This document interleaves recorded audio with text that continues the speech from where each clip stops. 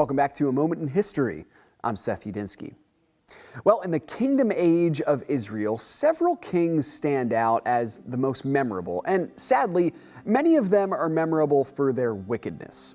Now, the beginning of the kingdom was by far its most prosperous period, as mighty David established his rule by uniting the kingdom as a godly leader and a military expert.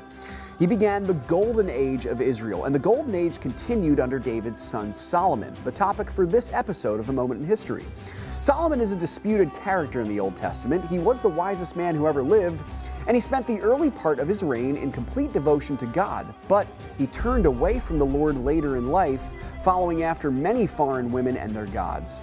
Let's explore this controversial character now. Now, Solomon was actually born in scandal as the son of David and Bathsheba, after David had committed adultery with her and murdered her husband Uriah. Now, God, after punishing David by striking down the first child born to Bathsheba, gave David a son as an act of pure grace. And this son was Solomon, and as a young man, Solomon was chosen by an aged David to be the next king of Israel. Now, there was something of a familial civil war going on in the royal family at this time, where Solomon's half-brothers also sought the throne, but God had chosen Solomon to continue the royal line. And in roughly 970 BC, Solomon took the throne in Jerusalem. Now, Solomon's high point in his reign was early on, when God visited him in a vision and revealed that he would give young Solomon anything he asked for. Solomon, humble and reliant on God, asked not for riches or power, but for wisdom. And God blessed Solomon because of his humility and gave him wisdom along with that which he did not ask for, wealth and power. And under Solomon, Israel became wealthy and powerful. Now, where David's reign was mainly focused on building Israel's dynasty, Solomon's enjoyed it. Check out the first 10 chapters of 1 Kings to get a real picture of just how extravagant Solomon was. Now, unfortunately, even the wisest among us can be led astray, and that is what happened to Solomon in his later life.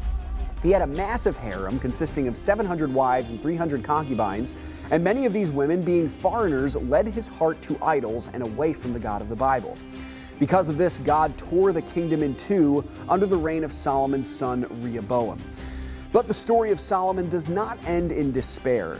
Most historians agree that at the end of his life, Solomon rejected his worldly pleasures and returned to obedience to God. And evidence for this is found in his authorship of the book of Ecclesiastes, which he wrote at the end of his life after trying to find pleasure in all the wrong places. And his final argument, which reverberates throughout the book of Ecclesiastes, is this: above all, fear God and keep his commandments, for that is the whole duty of man.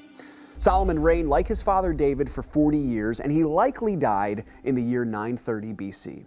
Thanks so much for joining me once again for A Moment in History.